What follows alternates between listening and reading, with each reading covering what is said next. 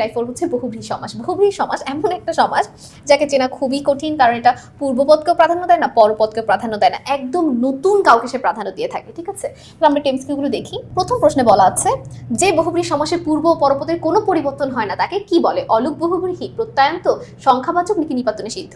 এটাকে বলে অলুক বহুব্রীহি। ঠিক আছে, আচ্ছা এরপরে দেখো 54, বিশেষণের সাথে বিশেষ্য যে সমাস হয় তার নাম কি?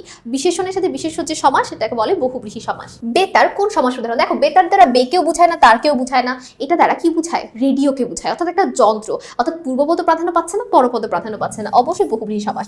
চৌচালা সমস্ত পদটি কোন সমাস উদাহরণ? দেখো চৌ দেখে অনেকে এটাকে দ্বিঘু মনে করে, কিন্তু চৌচালা দ্বারা চারকেও বুঝায় না, চালকেও বুঝায় না, ঘরকে বুঝায়, ঘরের চাল। ঠিক আছে, তাহলে চৌচালা মানে একতলা ঘর, তারপর হচ্ছে আটচালা মানে দোতলা ঘর, তার মানে এটা হচ্ছে একটা সংখ্যাবাচক বহুব্রীহি, অর্থাৎ শুরুতে সংখ্যা থাকলেই সেক্ষেত্রে আমরা চোখ বন্ধ করে যে দ্বিগু সমাস দিয়ে ফেলবো চৌরাস্তার মতো। চৌরাস্তা যেমন দ্বিগু সমাস, কিন্তু চৌচালা কিন্তু সংখ্যাবাচক বহুব্রীহি। অর্থাৎ আমাদের সবসময় লক্ষ্য রাখতে হবে যে এটা কি পূর্বপদকে প্রাধান্য দিচ্ছে নাকি পরপদকে প্রাধান্য দিচ্ছে নাকি কাউকে প্রাধান্য দিচ্ছে না। যেমন চৌরাস্তা, সেটাতে রাস্তাকে প্রাধান্য দেওয়া হচ্ছিল, তাই সেটা ছিল দ্বিগু সমাস।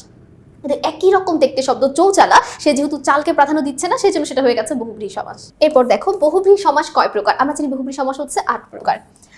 জয়া শব্দটি বহুব্রীহি সমাস হচ্ছে জানি, জয়া জানি। যে বহুব্রীহি সমাসে সমস্ত পদের পূর্বপদের বিভক্তি অক্ষুণ্ণ থাকে, অর্থাৎ কোনো চেঞ্জেস থাকে না, সেটাকে তো অলুক বলে, একটু আগে আমরা যেমন দেখলাম। ঠিক আছে, অর্থাৎ সমস্ত পদেও যে বিভক্তিটা থাকছে ব্যাস বাক্যেও সেই বিভক্তিটা থাকছে, এই জন্য এটাকে কি বলা হয়? পূর্বপদ এবং পরপদ একই থাকা। তো এখানে বলা আছে নিচের কোনটি বহুব্রীহি সমাস? শশব্যস্ত, চৌচালা, আলুসিদ্ধ, মনমাঝি। অবশ্যই কি হবে? চৌচালা। নিচের কোনটি বহুব্রীহি সমাসের উদাহরণ? রাজপথ, সেতার, মনমাঝি, ঝড় বৃষ্টি। এটা উত্তর হবে সেতার, কারণ সে মানে হচ্ছে 3 এবং তার মানে তো তার। সেতার মানে কি 3টা তার, অর্থাৎ যেখানে 3টা তার থাকবে সেটা সেতার না। সেতার হচ্ছে একটা গান বাজানোর যন্ত্র, এক তারায় এক তার থাকে গান বাজানোর জন্য, দোতারায় 2টা তার থাকে, সেতারে 3টা তার থাকে, সে মানেই 3। তো এটা হচ্ছে সংখ্যাবাচক বহুব্রীহি সমাস, কারণ সেতার দ্বারা সেকেও বুঝায় না, তারকেও বুঝায় না, একটা যন্ত্রকে বুঝায়।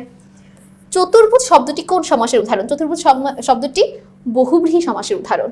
ব্যতিহার বহুব্রীহি সমাসের উদাহরণ কোনটি? ব্যতিহার বহুব্রীহি সমাস মানে যেটার পূর্বপদে আকার থাকবে, পরপদে রসিকার থাকবে। কানাকানি, মারামারি, হাতাহাতি, কানে কানে যে কথা, কানাকানি। এখানে কানাকানি কোন সমাস? এটা অবশ্যই বহুব্রীহি সমাস, কারণ কানাকানি দ্বারা কানাকেও বুঝায় না, কানিকেও বুঝায় না, কোনো অন্ধ কাউকে বুঝায় না, কানে কানে কথা বলাকে বুঝায়, নতুন একটা অর্থ দিচ্ছে। পূর্বপদ প্রধান না, পরপদ প্রধান না, যে কাউকেই প্রাধান্য দেয় না, যে কাউকেই পাত্তা দেয় না, সেই তো বহুব্রীহি সমাস।